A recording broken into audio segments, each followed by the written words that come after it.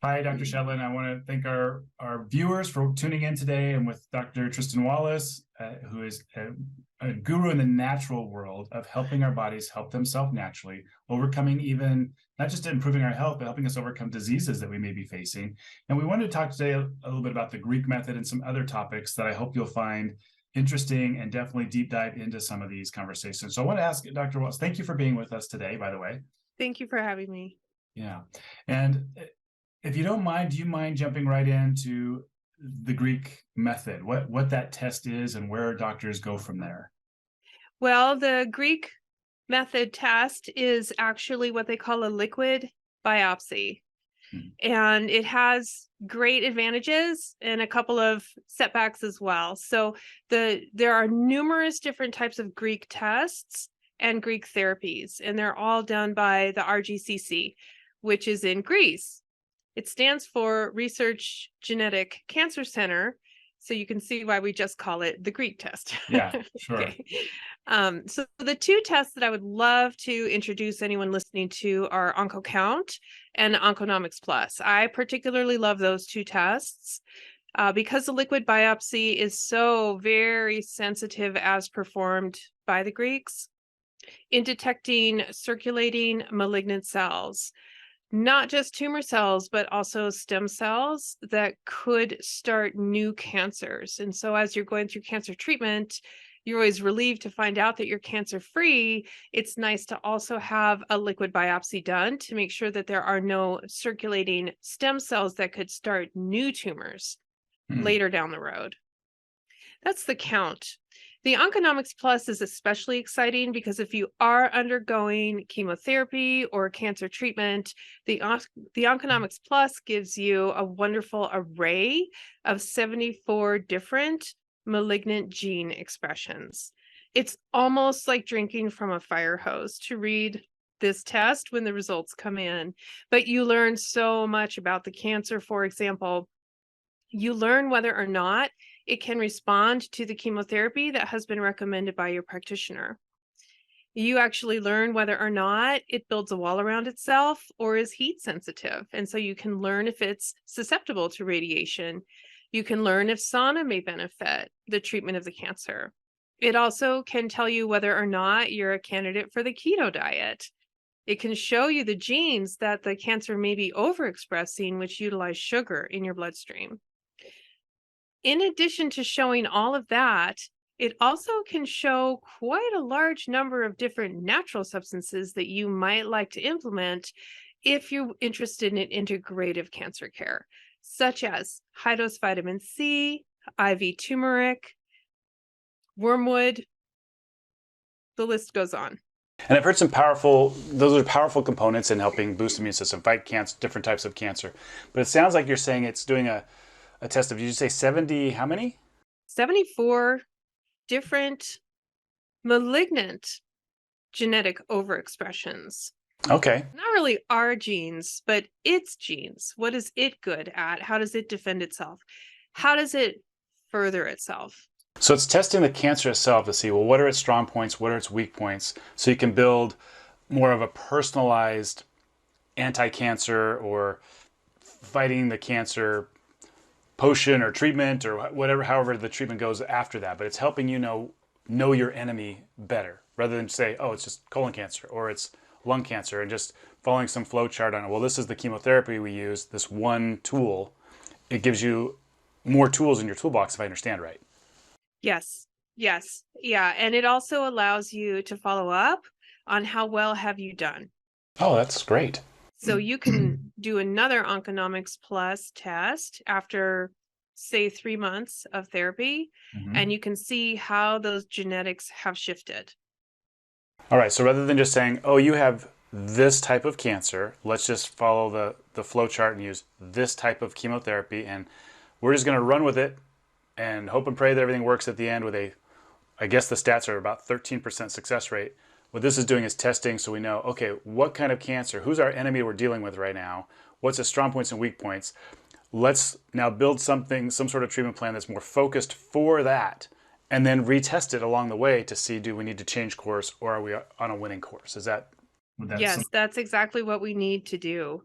And we do find through the study of its genetics that Mhm. cancer is strangely intelligent and adaptable.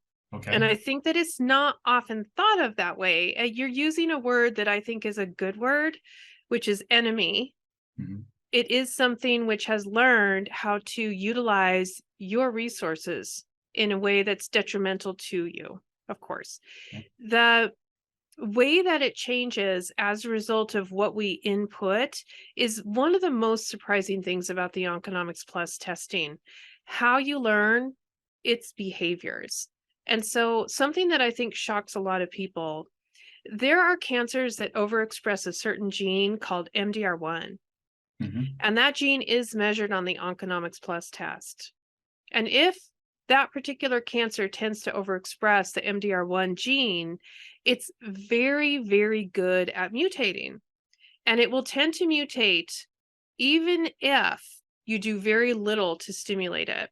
It's on the lookout all the time for reasons it should mutate. It always thinks that it may be in danger.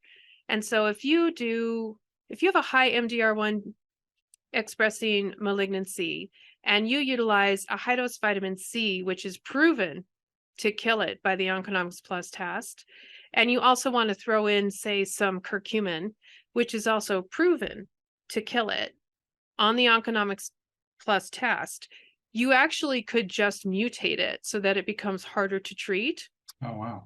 This is very surprising to really come to understand that the cancer is that sensitive and that intelligent that even though you're giving proven cytotoxins, it still has the ability to mutate away from those. And we learn to rotate our cytotoxins so that we can sneak up on it.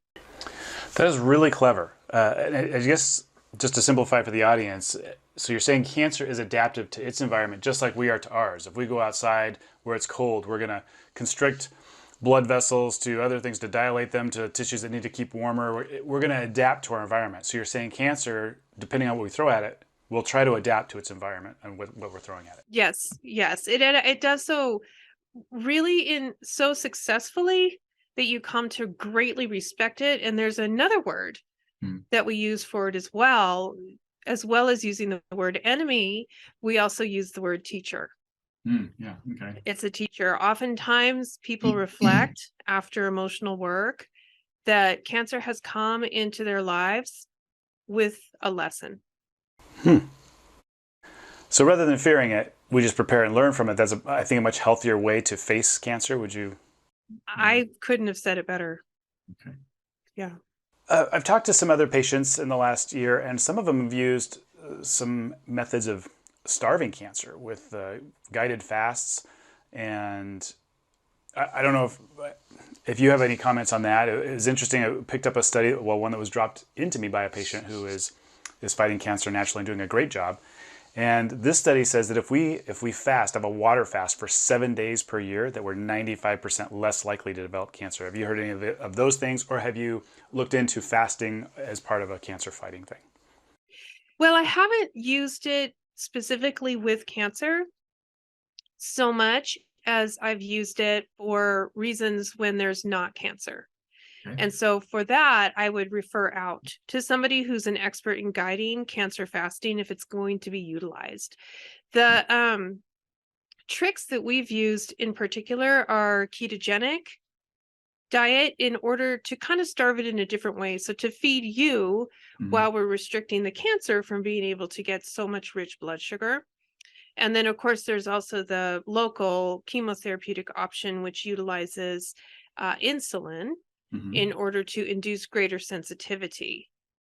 And then also utilizing a proven sensitive chemo that the cancer is known to react to, so that can be given very low dose. So those are the sort of the caloric tricks that we've employed. Great. Well, I think all three of these are really interesting because they fit into the diet, the diet, nutrition, and toxin consumption arena. So we've got, my understanding from when people are fasting is it's a time where the body takes out the garbage. It's like it starts cleaning itself out of bad cells and cells gone awry like cancer. So there is some power in fasting, but I love where you're bringing it up. Well, what is the cancer like? Well, it likes sugar. So if you're doing more of a ketogenic diet, we're starving the cancer while still feeding ourselves. And then you brought up that if we're using the insulin or targeted chemotherapy, we're starving the cancer of sugars, which it likes, and then introducing a lower dose of chemotherapy with sugar, so the cancer cells, for lack of a better word, open up because they're hungry and they're trying to grab whatever, and they take that sugar with that chemo going in. So then you don't have all the global side effects of typical high-dose chemotherapy. Did I sum that up okay? You did. I think that people will experience side effects and they'll regard those as impactful, but they'll report that it is significantly less catastrophic than certain chemotherapy side effects. Okay, well, that's good to know, because I think the big fear with chemotherapy is, oh my gosh, what's this going to do to me? Is it going to take me to the brink of death trying to kill the cancer, and I have to try to fight my way back from that?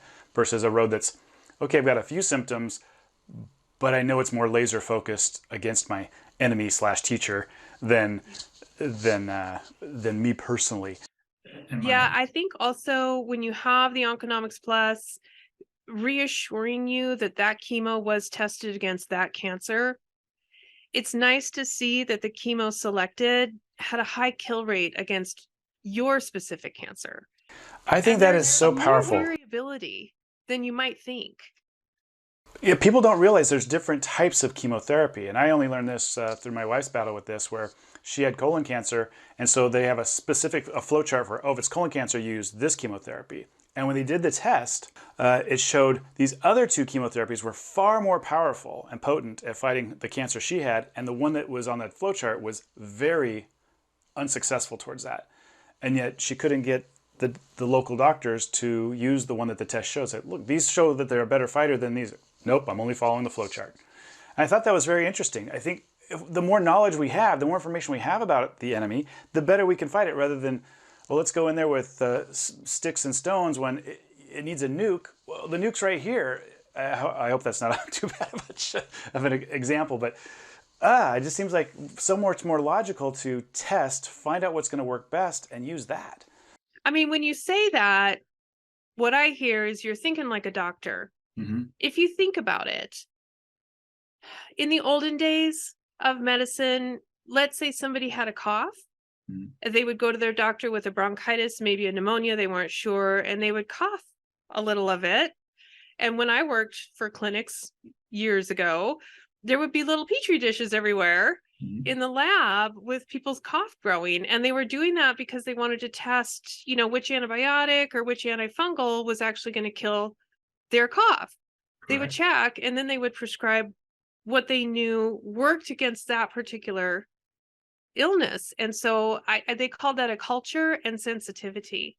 Yeah. And I think it's a remarkably common sense approach to take an example of your cancer from your blood draw and just see what works. So I have noticed over the years that oftentimes the algorithmic chemotherapy does have a good kill rate against the cancer that you expect it to kill.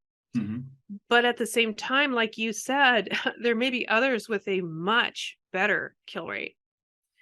And so, for the level of toxicity and symptomatology that you're going to experience as a result of chemotherapy, maybe we should kill as much as we can while we're there.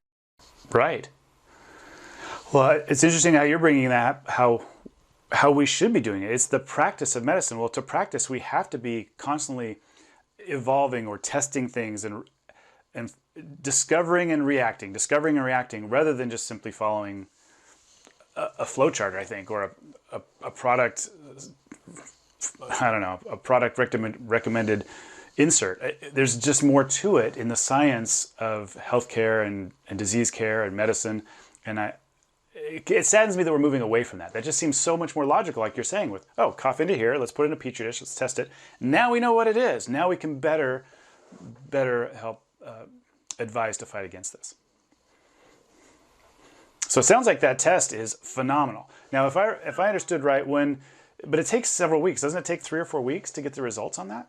It does. Something that I like to do at Inspiration while we're waiting for the test is I like to go ahead and offer some integrative options, which have proven to be useful in nearly every tested cancer. Most of the time, IV vitamin C does have a kill rate Mhm. of some sort against most cancers. Not every time, but most of the time. Most of the time, one of the wormwood extracts will demonstrate a kill rate.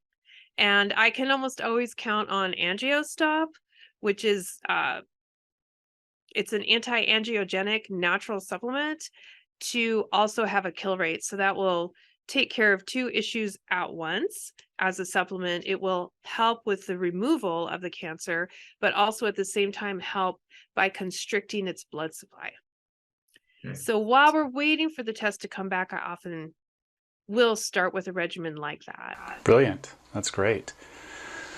Wow, fascinating. Well, another fascinating thing that I heard about with this test is not only does it test what works good to help have a better kill rate against the cancer, but what it might be have a better defense against, of course, and then what's actually the genetic makeup of the cancer. And I've heard, and if you can validate this or correct me on this, but I've heard that sometimes there are genes in the cancer within our body that are not from our body. So somehow we had outside genes introduced inside our body and they lay dormant for years and then turn into cancer later. Is that accurate? And does the test help us see that? This particular test is focusing more on genes that could have been beneficial for your cells to run, Mhm. but because they're being overexpressed by malignant cells, they're actually essentially using your metabolic energy against you. Okay. And when we have such a wide variety of overexpressing genes, it's a treatment opportunity as well. There are very surprising natural substances that reverse the expression of these genes. Just as a quick example, one of the commonly overexpressed cancer genes is in the COX-2 pathway that we all remember from studying inflammation. And that's often overexpressed in a malignancy, but it's highly responsive to omega-3 fatty acids. And Fantastic. so you can drive the reversal of that oncogene overexpression by taking omega-3. Great stuff. Yeah. Yeah, I've been reading some fascinating books on epigenetics and things, and how all the new science is saying that the genes aren't what cause the problem. They're the recipe, but it's what we're eating, healthy or toxic stuff, that turn those on or off as to what we're making. I hope I'm summing that up clearly for our listeners. I think that's perfectly said. And I do think that there's a lot of confusion out there about what we are supposed to be eating. Yeah. And so it turns out, you're probably going to be astonished, that's somewhat individual. In a culture made up essentially of a melting pot, genetically, it turns out in the modern era that individualizing our diet is one of the best ways to drive an anti-inflammatory, really good response. Oh, that's fantastic. And the genes, like you said, they're there and they may be the recipe, but it takes a trigger in order to start them up towards illness. Now, of course, there are genetic conditions that are just going to make you sick. I think cerebral palsy, for example. But for most of us, say we have the MTHFR mutation. And so in the world before toxins, we would have never known that there was anything different about us. Or in the world since toxins, perhaps our good copies of MTHFR have now been rendered mutants. But in any case, we don't detox as effectively as people without that particular mutation. And so there are the genes. They're not at fault as much as what need we have to detox nowadays. Yeah, detoxing is huge these days. We get so much toxic stuff from our environment, and I really like some of the authors that are out there. But he talks about the epigenetics and how we try to blame, and we have in past science, we've tried to blame so much on our genes. And if the genes are just the recipe book, and mom hands us a recipe book that we never turn to that page that triggers that disease, because we never use that recipe, we can be less fearful of our genetic stuff. And he explains in the book, The Biology of Belief, Dr. Lipton, he points out that only 2 to 4% of the ailments that we suffer from are actually truly from genetic makeup turning into that, because our environment or the toxins that we choose to eat that our parents ate. So we moved on, but we do the same bad habits that our parents did, and that's why they express in us. It's not a matter of the genetic makeup, but more of the environment and the toxins that we are continuing to do just like our parents or grandparents did. I think that's very freeing. It's very enlightening to go, oh, well, I did this test and it shows I have this gene for breast cancer because my mom had the gene or whatever. Do we go and get the whole mastectomy just because we're afraid we're going to get breast cancer? Or do we just make sure we personalize our diet to make sure we don't have those triggers that trigger us to use that recipe?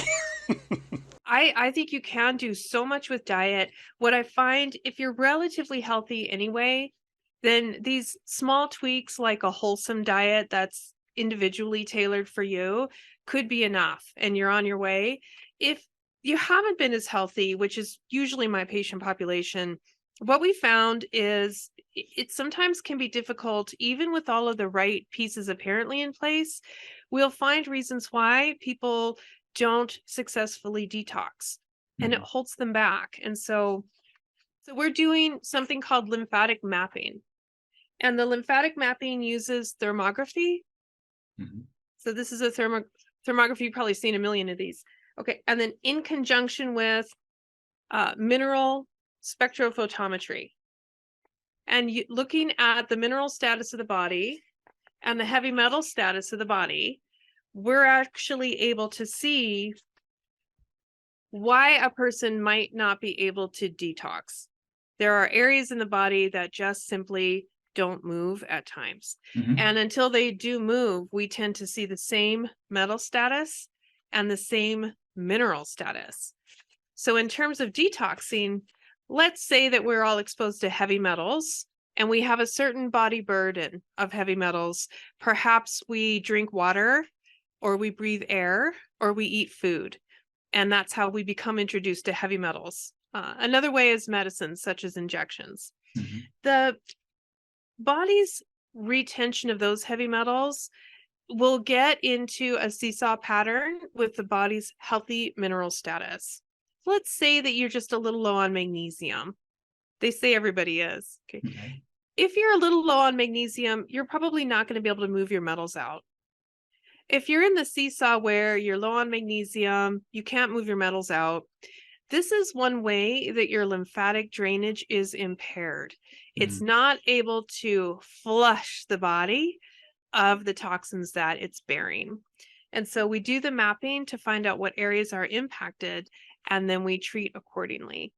So that's one way that we're able to enhance people's experience of detox, particularly if they have any genes that they're concerned could lead to an illness such as breast cancer, or another really, really big one is Alzheimer's. So I'll send you this as well. If we can get into Alzheimer's a little bit also as something that we're kind of on the lookout now, there was a recent publication showing that Alzheimer's is now reversible. Great. That's very exciting.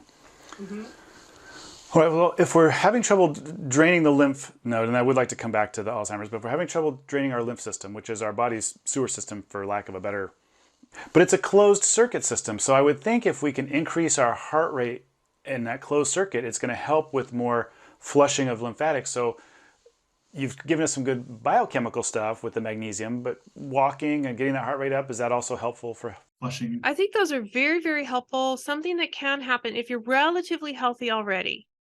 Again, introducing things like good lymphatic movement techniques. One of the best is chiropractic. And I know I don't have to tell a chiropractor that, but a lot of lay people are unaware of how powerful it is to move a bone, because you move the lymph as soon as you move the bone.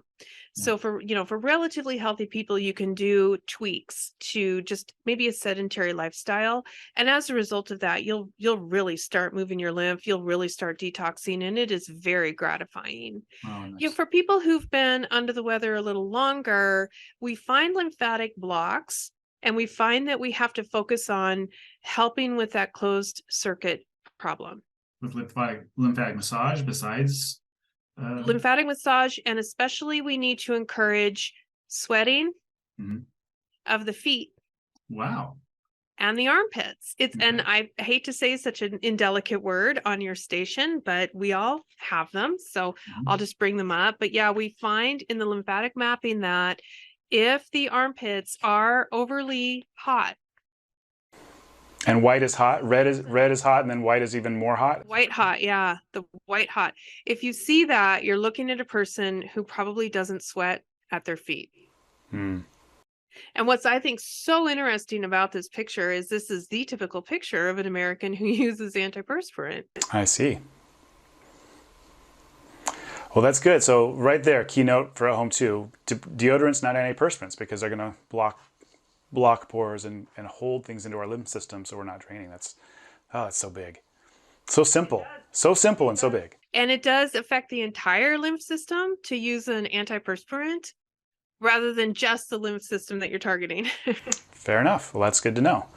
That's good to know. Well, I think you've given us, in just this short period of time, a lot of really good, powerful knowledge to make better choices and help fight cancer, prevent cancer.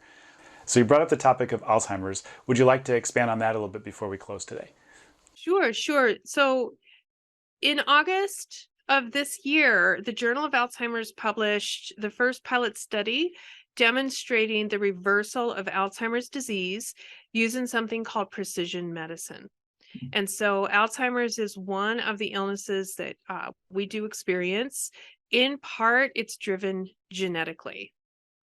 And so regarding Alzheimer's now, there are specific measurements that you can do of your brain capacity, and I will send you this. So the measurement you can do is called a volumetric MRI. The one that I like to use is called NeuroQuant, where you get an MRI done, and a special software will look at the different brain regions in your MRI and match those for age and sex and your body weight, and make sure that your brain regions are all within the optimal size.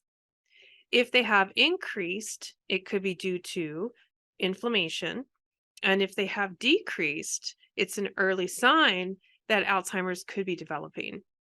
It's a sensitive enough measurement to catch Alzheimer's 20 years before you would ever have symptoms.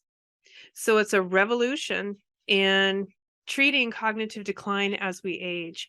Alzheimer's isn't the only dementia that it's relevant for, and the treatment regimens that are given are integrative, natural, supplemental, and lifestyle. And in a few cases, there may be some medications given, but for the most part, you take things that make you better.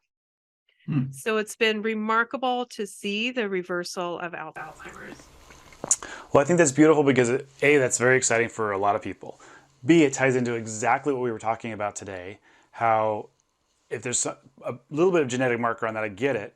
But if the genetics is the recipe, then what we're eating, healthy or toxic, is triggers to using that recipe to then cause a problem. So if we should be able to change that through nutrition and anti-inflammatory foods and stuff, as you just mentioned. Wow, that's powerful. So that's exciting to give people hope that, they can change it. They're just going to have to change their lifestyle. And if we can change our lifestyle preventatively, proactively, wow, we can age much more gracefully without so many ailments if we just take those steps when we're younger, rather than treating our health like something everything will be okay later, and then we get something later, and it's taken us years of abuse to get to that point. It's hard to fix it overnight, folks. So we've got to be proactive in our diet and our nutrition and our exercise and our chiropractic and massage and all these things we kind of just lightly touched on today that all do build into what we've discussed today. So thank you for some in-depth on both of those topics today. Yeah. Anything else you'd like to share with us in closing today, or do you feel like we've covered some things quite well? I would say for people who feel challenged because changing their lifestyle is something that they're not comfortable with, always remember that if you build it, they will come. Hmm. Many of the things that we enjoy because of the microbiome we've developed that thrives upon that habit. A great example is diet soda. Mm-hmm. For people who are utilizing diet soda, there could come a time when your neurons give out under the pressure. And most of the people I know who drink it really like it, and they really don't want to give it up.